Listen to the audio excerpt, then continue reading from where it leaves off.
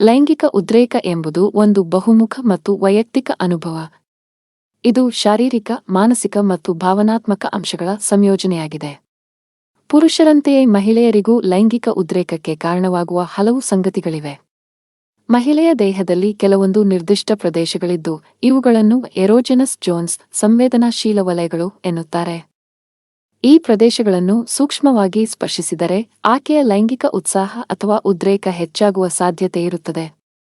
ಈ ವಿಡಿಯೋದಲ್ಲಿ ಆ ಭಾಗಗಳ ವಿವರ ಮತ್ತು ಅವು ಏಕೆ ಉದ್ರೇಕಕ್ಕೆ ಕಾರಣವಾಗುತ್ತವೆ ಎಂಬುದನ್ನು ವಿವರವಾಗಿ ತಿಳಿದುಕೊಳ್ಳೋಣ. ಈ ವಿಡಿಯೋ ತುಂಬಾ ಆಸಕ್ತಿದಾಯಕ ಮತ್ತು ಉಪಯುಕ್ತವಾಗಿದೆ, ಆದ್ದರಿಂದ ಪುರುಷರೇ ಇದನ್ನು ಪೂರ್ತಿಯಾಗಿ ನೋಡಿ ತಿಳಿದುಕೊಳ್ಳಿ. 1. ಕಿವಿಯ ಹಿಂದೆ ಮತ್ತು ಕಿವಿಯೊಳಗೆ. ಕಿವಿಯ ಹಿಂದಿನ ಭಾಗವು ಅತ್ಯಂತ ಸಂವೇದನಾಶೀಲವಾಗಿದೆ. ಇಲ್ಲಿ ಮೃದುವಾಗಿ ಸ್ಪರ್ಶಿಸಿದರೆ ಅಥವಾ ಪಿಸುಮಾತನ್ನಾಡಿದರೆ ಮಹಿಳೆಯರು ಲೈಂಗಿಕ ಉತ್ಸಾಹಕ್ಕೆ ಒಳಗಾಗಬಹುದು. 2. ಕತ್ತು ಮತ್ತು ಬೆನ್ನುಮೂಳೆಯ ಆರಂಭ.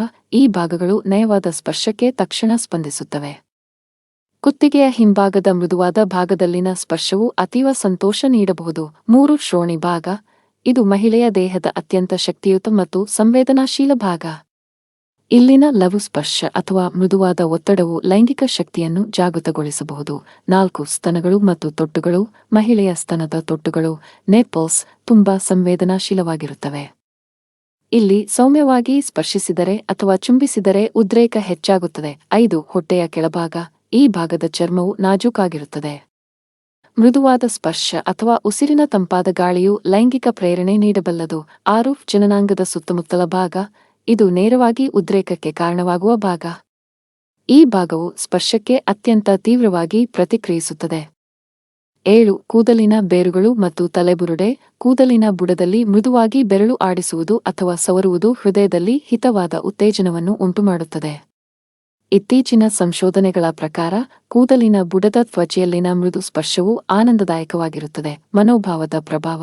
ಉದ್ರೇಕವು ಕೇವಲ ದೈಹಿಕ ಸ್ಪರ್ಶದ ಮೇಲೆ ಮಾತ್ರವಲ್ಲದೆ ಮಹಿಳೆಯ ಮನಸ್ಥಿತಿ, ಭಾವನಾತ್ಮಕ ನಿಕಟತೆ ಮತ್ತು ಸಂಬಂಧದ ಗುಣಮಟ್ಟದ ಮೇಲೂ ಅವಲಂಬಿತವಾಗಿರುತ್ತದೆ. ಕೆಲವೊಮ್ಮೆ ಅತ್ಯಂತ ಸರಳವಾದ ಸ್ಪರ್ಶವೂ ಆಕೆಯನ್ನು ಹೆಚ್ಚು ಉದ್ರೇಕಗೊಳಿಸಬಹುದು. ಇದು ಕೇವಲ ದೇಹದ ಪ್ರತಿಕ್ರಿಯೆಯಲ್ಲ, ಮನಸ್ಸಿನ ಸಹಭಾಗಿತ್ವವೂ ಹೌದು. ಉಪಸಂಹಾರ. ಮಹಿಳೆಯ ದೇಹವು ನಾಜೂಕಾದ ಮತ್ತು ಸಂವೇದನಾಶೀಲ ವ್ಯವಸ್ಥೆಯಾಗಿದೆ.